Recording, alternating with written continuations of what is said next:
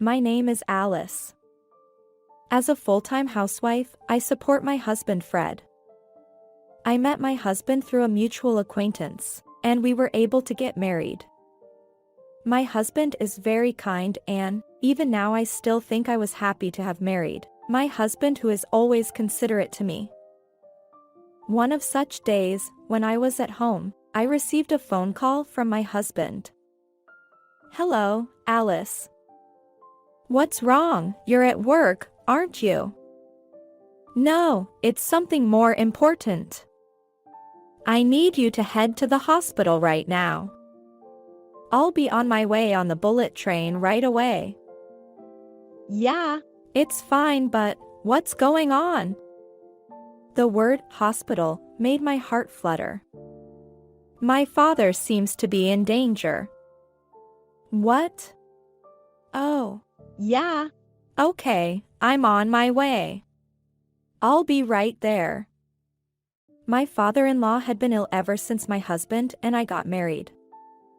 Lately he has been hospitalized on and off repeatedly, so I was prepared for this.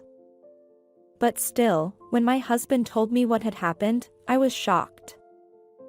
"Father-in-law, please get saved, somehow." I headed for the hospital with these thoughts weighing on my mind. But when I arrived at the hospital, my father-in-law had already passed away. My husband was also unable to see him die, and he seemed to be enduring quite a lot. I was also sad to hear that my beloved father-in-law had passed away. I felt sad, but I still put on a brave face and supported my husband. After the funeral finished uneventfully, my husband and I spent the night at my parents-in-law's home. It was then that my husband spoke up apologetically. "Actually, I'm thinking of moving in with my mother." "What? With your mother?" "Yes. I think it would be sad to live alone in this house, and I'm also worried about my health."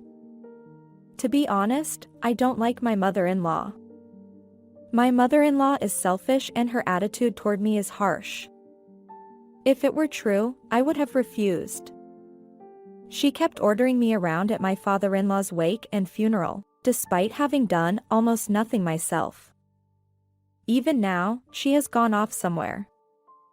However, after losing my father-in-law, my husband's feeling of not wanting to lose any more family members were clear. "Yes. Let's do it."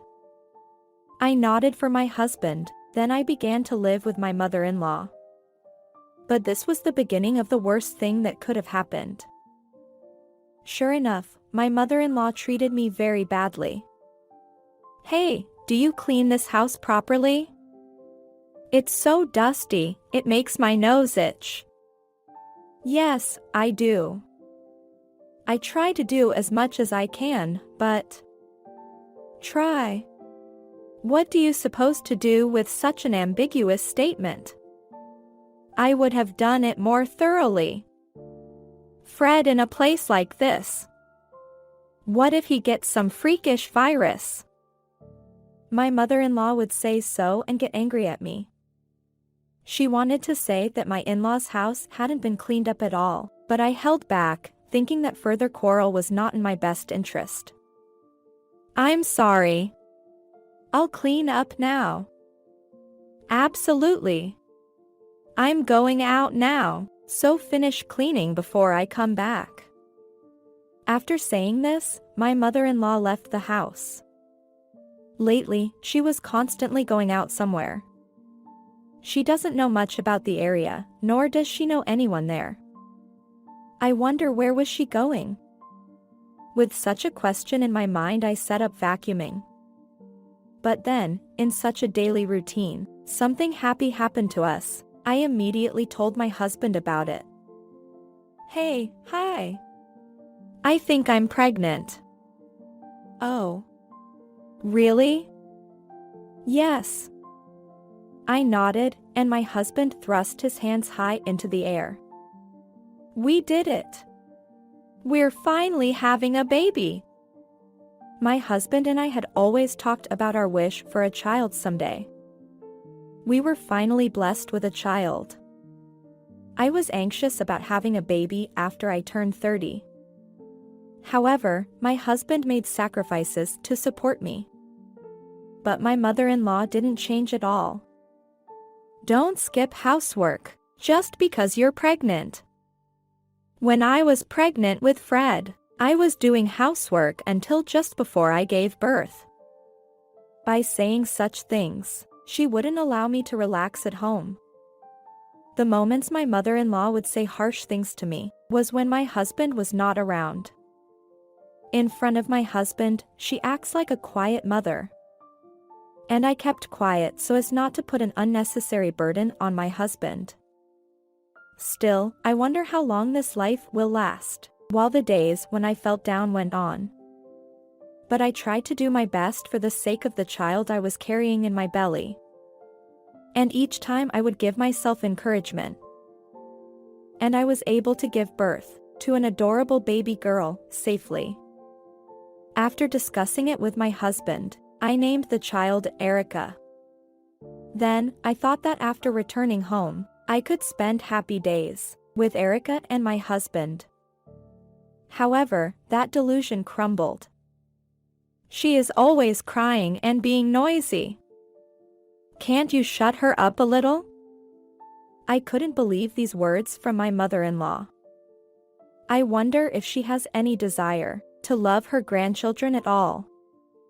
I'm sorry, but it's the children's job to cry. What if it interferes with my sleep?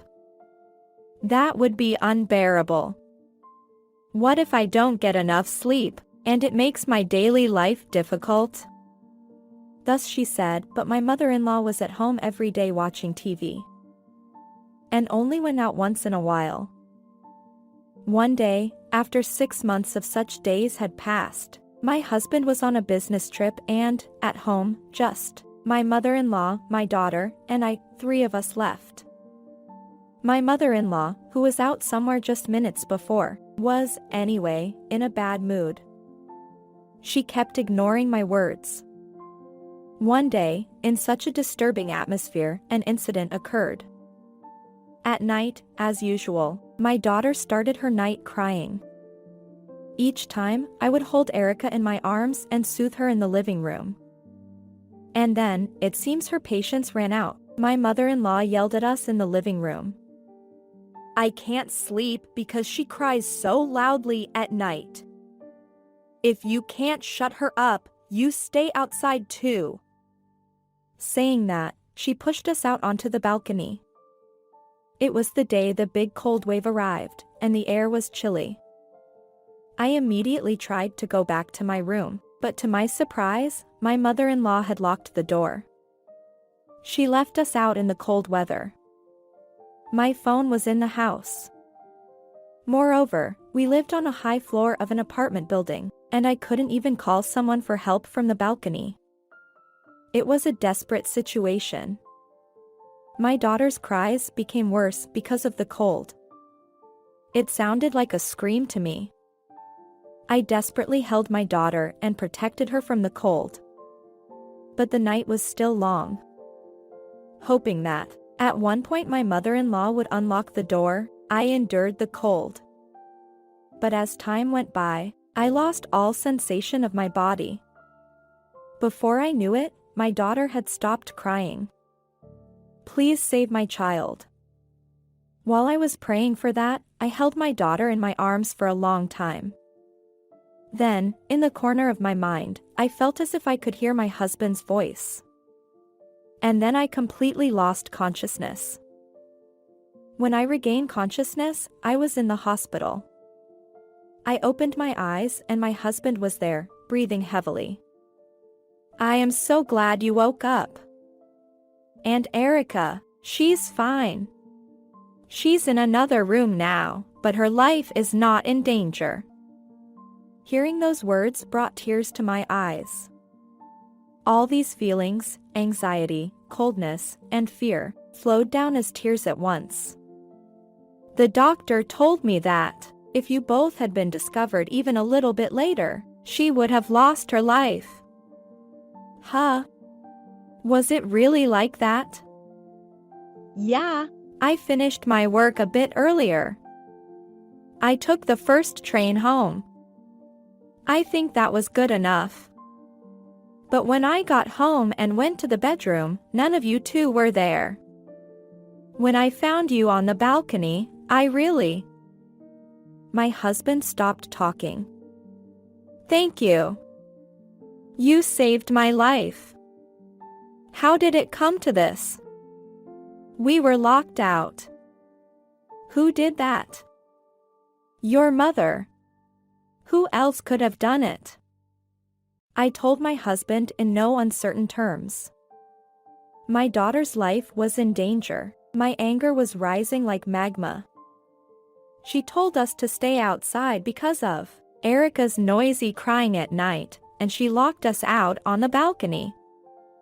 I thought she would bring us back eventually. I didn't think it would be in the morning. No, but I didn't think. My husband still couldn't believe it. But this was an unshakable fact. Think about it. There was no one else in the house but me and my mother-in-law. Who else could have done it? Oh, yes, that's for sure. I can't live with your mother. The same goes for me, and first of all, I have to protect my daughter. My husband's face tightened at my words. I understand. I'll talk to my mother. I was able to leave the hospital that day because the test results showed no abnormalities.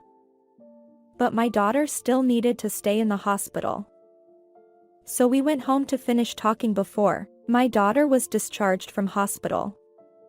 When we got home, my mother-in-law looked at me uncomfortably.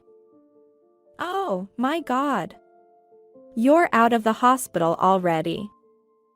She seemed relieved that my condition was not serious. I stared at her coldly. Mother-in-law, you know what you did, don't you? Nah. What? I don't know anything. I just woke up this morning and saw Hitoshi in a panic calling for an ambulance. I sighed heavily. Mother-in-law, you locked me and my daughter out, didn't you? I would never do that. I've been waiting anxiously for all of you to come home, just as I am now. Because my mother-in-law was in front of my husband, she was play-acting as a laudable person. But that act no longer worked with my husband.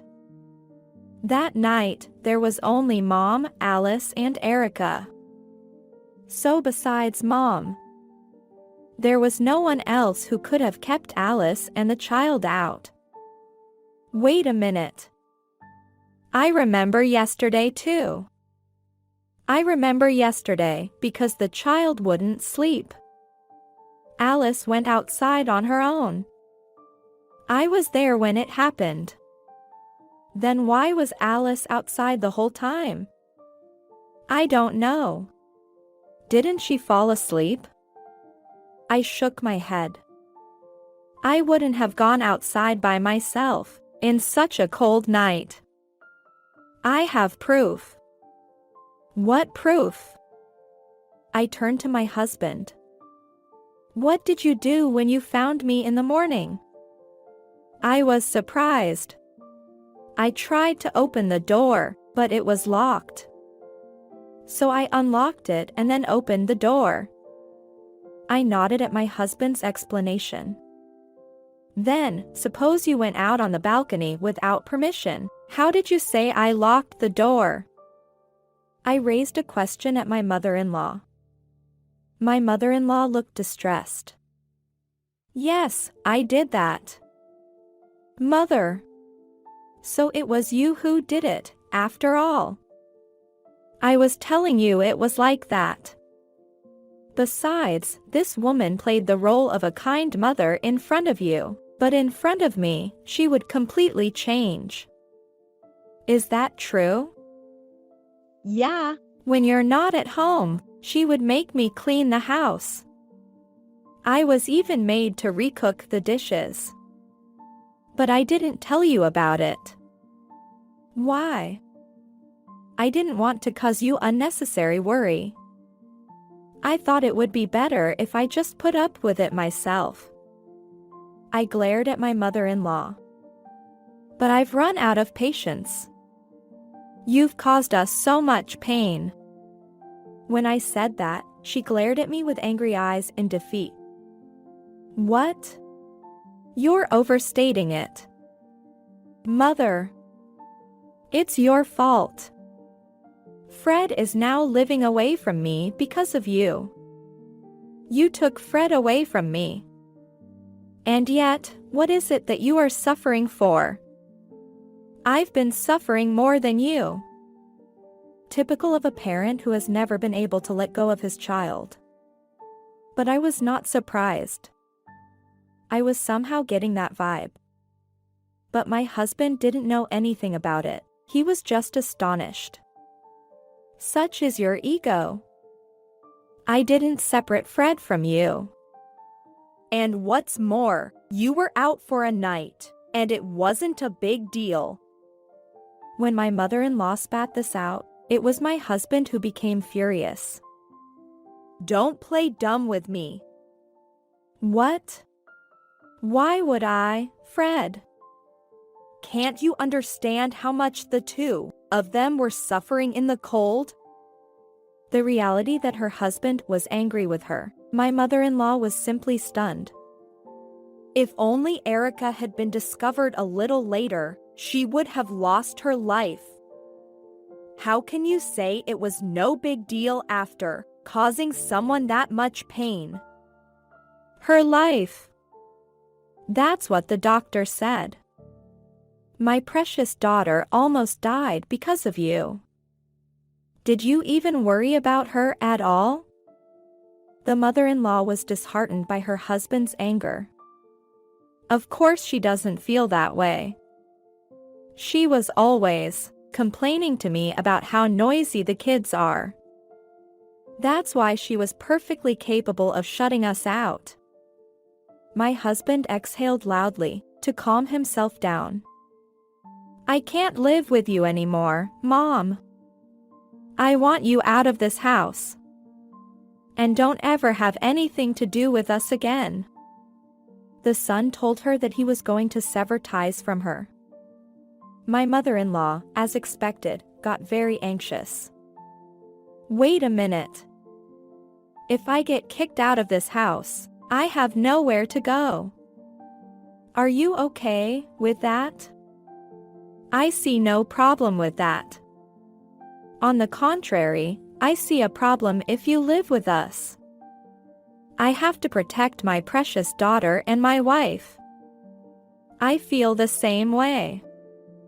I also told my mother-in-law very clearly about my feelings. You understand, don't you? Your father is gone and I am all alone. And if I get kicked out of this house, how am I supposed to live? I gave my panicked stepmother a hard look. And yet you have complained about my housework and cooking? If you fear we are going to kick you out of this house, don't you think you should be a little more grateful to us? My mother-in-law's face turned bitter again at my words. She looked at me again. Well, I was grateful. But I was doing the housework too. I can't help but notice the things that aren't getting done. Really? From my point of view, you were just being conceited. As far as my husband told me, I don't think she is a very good cook either. My husband nodded at me. No, she isn't. Mom couldn't cook or do the housework. My father did the laundry and cleaning, and even the dishes you cooked were just things you bought at the supermarket, weren't they? My mother-in-law bit her lip in frustration. That's why I figured Mom would be unable to live on her own. So I decided to move in with her. But you just complain about me like I'm some kind of big shot. Even without this incident, I would have told my husband that I couldn't live with you any longer. I understood. I will not complain about anything from now on. So, let me stay here. Even financially, what am I supposed to do when I leave this house? My mother-in-law screamed hysterically. Still, I remained calm. You have money, don't you? What are you talking about? Of course I don't have it. You always say you are going out. You always go to pachinko, don't you? Where does the money come from? My mother-in-law's face turned pale at my point. What are you talking about? Of course not. Mother, how long have you been gambling? My mother-in-law shook her head at my husband's question. Don't be deceived. This woman is lying to you and trying to get me out of the house. I'm not at all lying. I saw it. I saw a pachinko parlor card in your wallet. While I was cleaning the house, I happened to see what was inside my mother-in-law's wallet. There were a number of cards in there. The name of a pachinko parlor near our house was written on all of them. It seems that your mother-in-law is a regular customer at many pachinko parlors. But where does the money come from? No, that's... Don't tell me you've been dipping into my father's savings? Sweat broke out on my mother-in-law's forehead as my husband muttered something. Oh, my father-in-law's savings? I see, Alice, you didn't know. Actually, my father was saving for me and Alice. But he was too weak to go to the bank, so my mother was in charge of it. I looked at my mother-in-law in surprise. Don't tell me you had access to that money? This money was mine to spend. Your father had told me I could use this money. There's nothing wrong with that. I don't think so. He was about to make you the beneficiary of the insurance money. I'm sure you usually gave and received money. And then you go and take our savings. What? My husband nudged his mother-in-law. I've had enough of you. Get the hell out of my house. This was my husband's ultimatum. But my mother-in-law would not give up yet. No. I'm not leaving this house. If you force me to leave, I will call the police. My nervous mother-in-law said something like that. So I took out my cell phone. That's just as well. Let's call the police then. Hey, forget it. It's nothing important. Calling the police would only be a nuisance. It's not an unimportant matter. We were left on a balcony in the cold weather. My daughter almost lost her life. Thus I said and held the cell phone to my ear. Wait. What's the point of this? In any case, let's report to the police and leave it to them to decide what the charges are. If you're not guilty, you will get out right away. No issues with that, right? As I said this, my mother-in-law clutched at my husband. Please, stop that woman. What if I get arrested for this? What will you do? What will you do if your own parent become criminal? It will be hard for you to live as well, you know? My husband shook off his sobbing mother's hands. That's not what matters. If what you did was a crime, what would you do? You have to pay for it. What happens to you after that is of no concern to us, neither have we any interest to know. At my husband's words, my mother-in-law collapsed on the spot. Then she was taken away by the police who came on my call. At that moment she did not resist at all. She simply rounded her back and walked out of the room. My mother-in-law was later arrested. And 2 weeks after my mother-in-law was no longer at home, my daughter was able to leave the hospital without further incident. Since my mother-in-law has gone, Erica never did her night. Erica never did her night crying again. She was just putting an adorable smile on her face. I am sure that the reason she cried so much at night was due, in part, to my mother-in-law's influence. And now that my mother-in-law is no longer with us, our daily family life is unimaginably happier than ever before. I'm living my life with the hope that these happy days will continue in the future.